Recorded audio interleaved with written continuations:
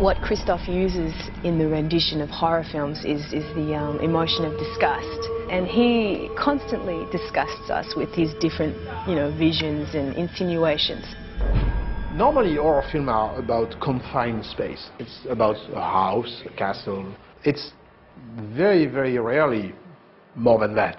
For Silent Hill, we have to deal with a complete town. We basically have created the entire town of Silent Hill, which is completely deserted, covered in ash, and occasionally consumed by the most malevolent spirits imaginable. It's been such a gift. We actually have this wonderful atmosphere and these sets that just really set the stage for us to play.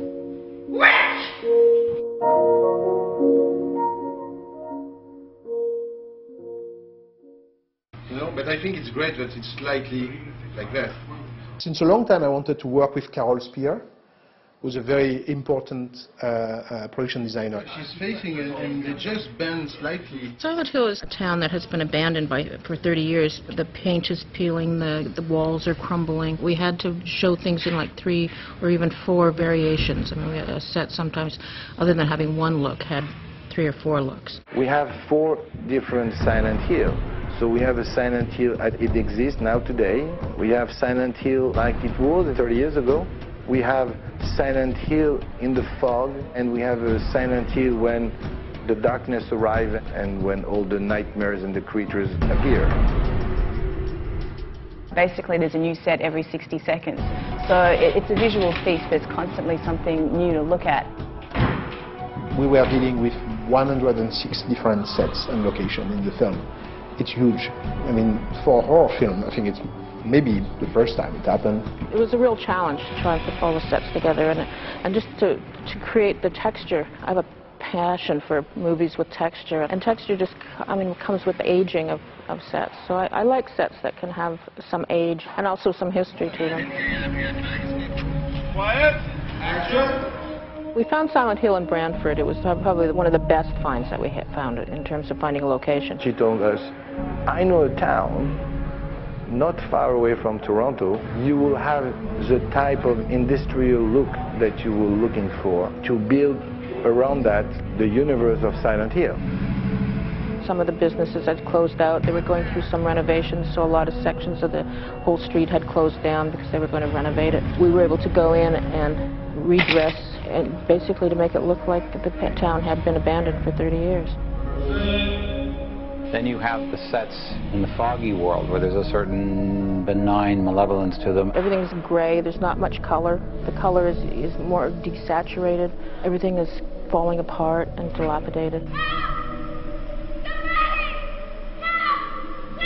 The mountain was just the bane of my existence. It was, it looked like a road, a mountain road. We built it so we wouldn't have to do all those CGI shots putting in fog, and the only way to guarantee that we could control the fog was to build it indoors. So we spent 8 weeks building the side of the mountain and then putting a road in and asphalting it.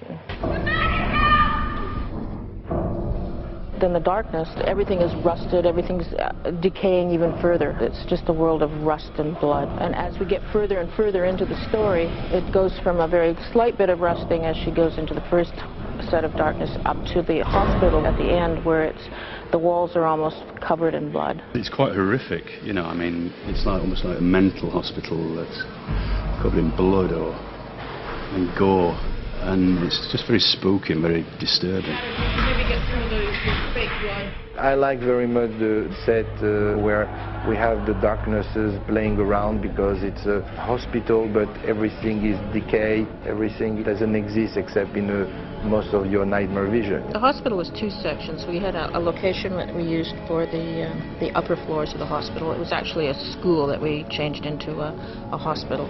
That was all aged and made to look like it had been abandoned for 30 years. And then the elevator section was built separately and shot separately. And then this section was the basement. This is the main corridor of the hospital set in the basement.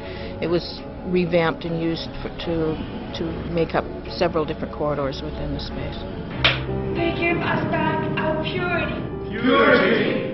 The sets that I've worked on are remarkably beautiful in the sense that they really serve the universe of the film. We looked for an old factory that was a big, large space with a lot of texture that we could put this meeting hall in the middle, that they had this sort of secret meeting place. The design of the factory is based on looking at a lot of photographs of old Amish meeting halls, and they're very simple designs and very, very straightforward, and I was trying to keep the lines very straight. After they finished shooting the meeting hall scenes, we came back in, ripped it apart, tore the hole through the floor, and spent a long time burning wood out in the back of the studio and brought it in and basically created an aftermath of the fire. It was one of the dirtiest sets we worked on. People would come out of there at the end of the day in their white coveralls, totally black. My favorite set is the old school that we worked at.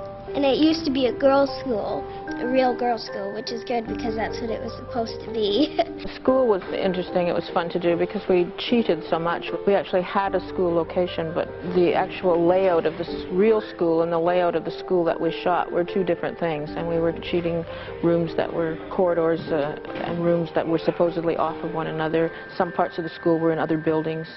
It was a bit of a puzzle putting it all together while we were shooting. In the classroom, we had to deal with 3 stages. We tried to prep it as much as possible at the beginning, and we tried to shoot it in order. We shot it with the past first, but they prepared a lot of the walls first. They used the release agent, which was just a simple lard underneath all of the paint, so that we had a nice clean paint job for the past, and then for the foggy world we could release a lot of that paint and have a lot of peeling paint. We had a lot of areas prepared behind the walls that we could take tiles away and exposed bricks and studs. It's hard to say what my favorite set was. I mean, I enjoyed working on the church because it's just the scale of it. I walked into it and I had a visceral response to the space. The degree of detail and specificity evoke an emotion in you, being them as an actor. Basically, we are looking inside the church. The church was one of the first things that we started to draw up because we had an idea at the beginning. We did a lot of reference looking at different churches that were in the Toronto area and outside of Toronto. We wanted it to be dark. We kept it fairly dark, lots of wood. It's sort of a real church in the, the typical traditional layout of a church, but it doesn't have the altar area. Instead it has the painting of the burning witch, not normal for a typical church. And then it has the sunken pit for the meeting areas. We spent about 8 weeks building the church. The painting was done by a scenic artist here in Toronto. His name is John Fraser. And he probably spent 3 weeks working on the painting at night while we were building the set around him. He'd come in afterward as we went home and he'd put the lights on and paint away. We'd come in the morning and there'd be a little more built. We actually took pictures of some of the art department people in some of the costumes of the and painted them into the painting. You probably wouldn't be able to pick them out, but there are a few art department people in there. We used Deborah as the guide for the painting. We didn't want it to be Dahlia, but we wanted it to look like it could have been an ancestor of Dahlia's or Christabella's. The ladders were based on a design that we found. It was an old German etching of a witch burning. We decided to hang the miners from the ceiling in the church after seeing photographs of how miners in actual coal mines would store their gear on pulley systems as they came up out of the mines. They would have baskets with their masks and their work clothes in it. So we thought it was an interesting idea and decided to store all of our miners' costumes in the church this way. Action! Then we tried to find the exterior of the church, and we looked at a lot of different churches just for our look at the church, because we didn't really want it to look too Christian. We wanted it to have a very distinctive look. Consequently, we ended up settling on not a real church, but the actual facade of a Masonic temple. And the stairs leading up to the church, we had tried to find locations for it, but we just couldn't find what we wanted. So we built in the studio a set of stairs that we then composited the church at the top of the stairs, and then we put the face of the church on the outside of our interior set.